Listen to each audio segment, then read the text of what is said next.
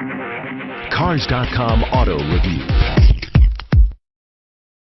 Hi, I'm Kelsey Mays for Cars.com. We're checking out Mazda's new CX-5. It's a small crossover that slots below the CX-7. We'll talk about how it fits in with the rest of Mazda's lineup.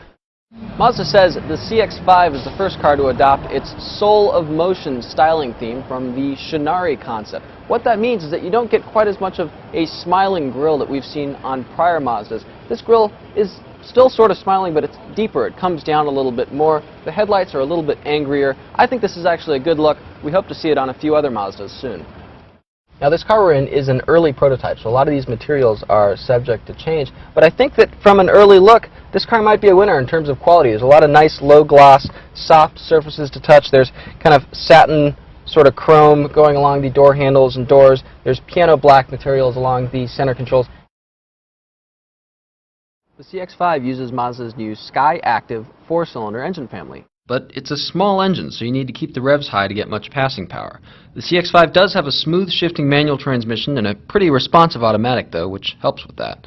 Ride quality is good over big bumps, but the suspension can feel busy on rough patches of highway, especially if you get the optional 19-inch wheels. There's just a lot that filters up into the cabin from down below. That said, the CX-5 is pretty quiet on the highway, and the steering wheel feels settled and secure even at 70 or 80 miles per hour. Backseat room, better than you'd expect for something with kind of this small of an outside package. I'm sitting back here. I'm about 6 feet tall, and that's where I'd sit to drive. I've got a couple inches of knee room left over here, which is good. Also, my knees aren't way up here, elevated, uncomfortable. The backseat folds in our test car in a 40-20-40 split. What that means is that you can fold the outboard side.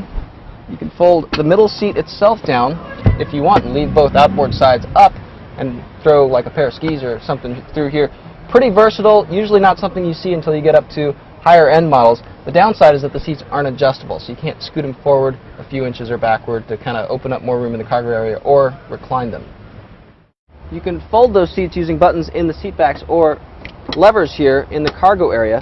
Again, pretty impressive. That sort of versatility you don't usually get in this segment.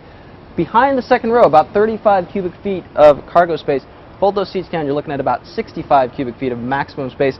Not bad again, considering how small this is.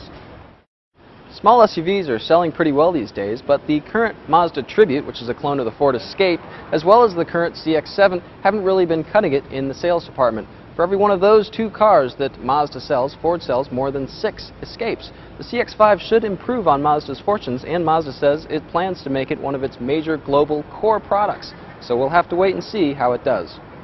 For more car-related news, go to Cars.com or our blog, KickingTires.net.